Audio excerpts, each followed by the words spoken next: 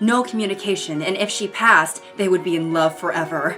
Emily agreed. After a day, Emily excitedly went to Harry. Baby, I did it! She neither texted nor called Harry for the whole day without knowing. Harry only had 24 hours left to live because he was dying of cancer. Tears fell down Emily's face as she read the note on Harry's coffin. You did it, baby girl. Now please do it every day. Okay, not gonna lie, if I were her, I would literally be pissed. Like, I passed the challenge and now you're dead? Not a great prize. What the f***? Also, imagine your boyfriend suggesting this in the first place. Like, how about we do this fun little thing where you shut the hell up for 24 hours and don't speak to me? Like, fun date idea. Harry Styles as a boyfriend is like me when I would babysit children. I would just be like, okay, why don't we play the quiet game? Like, is this supposed to be romantic? It just seems more traumatizing for me. Harry, never mind the age of a girl. Louis, so you date a 13-year-old? Harry, why not? Love the imagines where we make our celebrity crushes terrible people. You know, it's like sometimes we don't want a Prince Charming. Sometimes it's like, why don't you just make him a pedo? I want someone to make one of me where it's like, never mind the age of a dog. So you'd put down a 3-day-old puppy? Why not? Granted, this was probably made when Harry Styles was actually in the band, and I think he was like 16 to 22 when he was in One Direction. So say if he was 16 or 17 and she was 13, that is still extremely weird, but that's like, I mean, high school seniors go after freshmen all the time, and that's like the same age gap. Obviously, I still think that's really weird, and I think you're a weirdo if you do that, but if you replaced Harry Styles' name with like high school senior with a 1.6 GPA, this little fanfiction thing would make a lot of sense to me. Like, never mind the age of a girl. I can't even do math. I failed my class 3 times. Imagine you finally got to meet Luke Hemmings. You bumped into him on the street and has to get a picture. Later that day, you went on Twitter and saw that your favorite posted that picture of you two with the caption, "Help me find this girl!" You started getting a bunch of notifications and finally a DM from Luke that said, "Hi, cutie." He literally said, Twitter, do your thing. Hey guys, could any of my millions of followers perhaps dox this young lady for me? Your favorite boy band member posting a picture of you online like, does anyone know where this 14-year-old girl lives?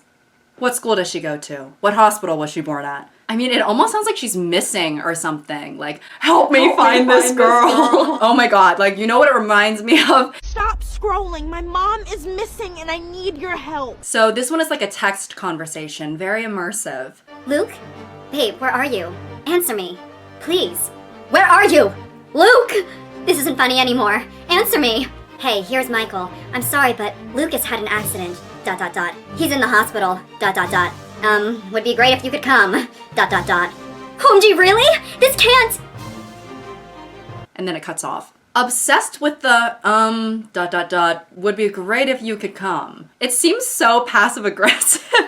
Like, yeah, Luke is on a ventilator right now, if you even care. Also obsessed with the, hey, here's Michael. It could be like that, or it could also be like that one scene from The Shining. Here's Michael. Hashtag imagine. You come out of a teeth transplant. Harry, I'm alive, you scream. Who do you think gave you the teeth?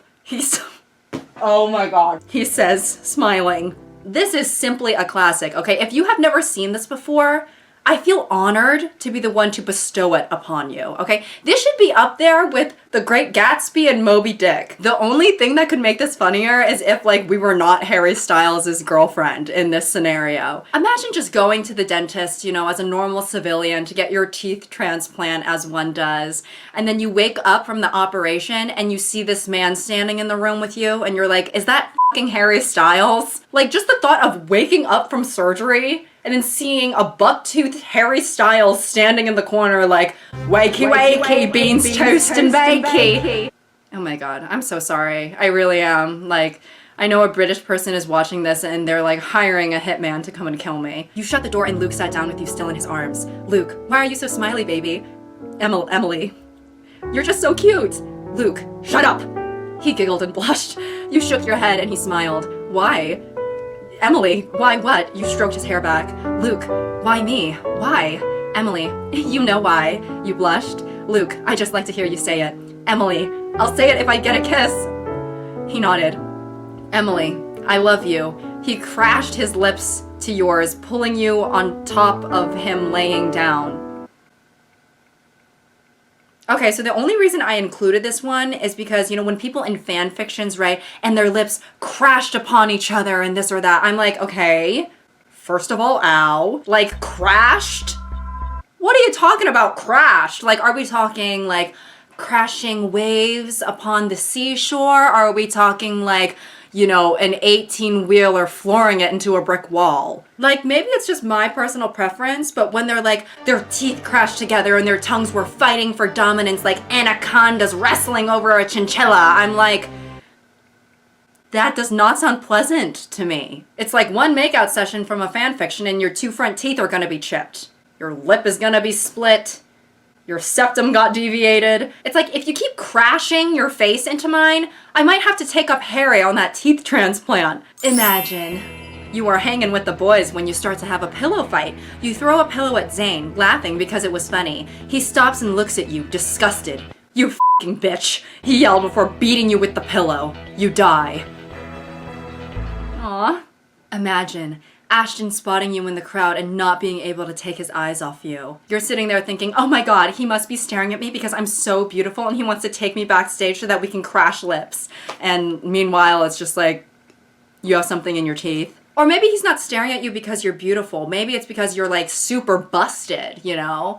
And he's just standing there like, who let this medical anomaly into the stadium? Though honestly, I do feel like singers have to see attractive people in the crowd because whenever I go to a concert, I'm like, okay, why is this baddie central right now? Me being a singer, like, stop the music. You over there, what's your Instagram? It's like the concert is 6 hours long because during every song, I'm just like unplugging all the wires and I'm like, hey, you over there. Yeah, in the third row. Are you? Imagine.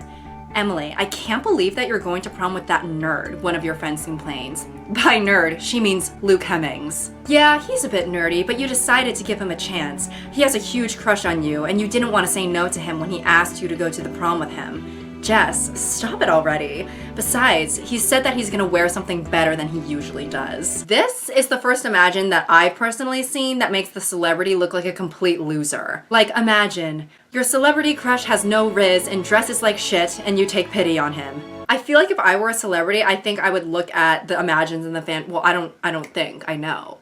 I mean, I watch edits of myself even now, so. But if I saw an Imagine about me that was like, ew, this stinky girl from third period wants to borrow your pencil. Ew, that's so gross. Oh my god, she has glasses. Oh, ew. I would be like, oh, okay. Niall watching you and your boyfriend fight.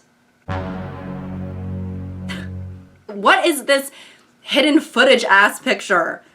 Like, this looks like one of those pictures you see that it's like supposed to be proof that Bigfoot is real, but the photo is like 5 pixels. Like, he looks like a kid that's watching his parents fight and divorce is on the horizon. Niall gives you the mirror. You, what are you doing? Niall, see that girl? I'm gonna marry her one day. Kisses you. And that girl in the mirror he was talking about was Bloody Mary, kidnapped by Five Sauce. Whoops, whoops, whoops, whoops. Me when I kidnap and hold someone hostage. I made an oopsie. Them in court and the lawyer asks, now why did you kidnap and hold this young girl for ransom? And all they have to say for themselves is, I done goofed up. Louis pulling funny faces when he knows that you're nervous about something to try and make you calm down. POV, I'm nervous in the hospital because I'm about to get surgery soon and there's a high chance that I won't make it out alive. The last thing I see before going under is Louis standing over me like this. You know, instead of giving people Xanax for anxiety, doctors should just prescribe people photo cards of the boys from One Direction and just, you know, them going cross-eyed. Photo cards of the One Direction boys making goofy faces will be the next opioid crisis. Calling it. This is Niall's face when he's on tour and think of you. Just neutral. Imagine the boy's face when you walk through the door. Yeah, this is totally the effect I have on men. Just me when I see a beautiful woman.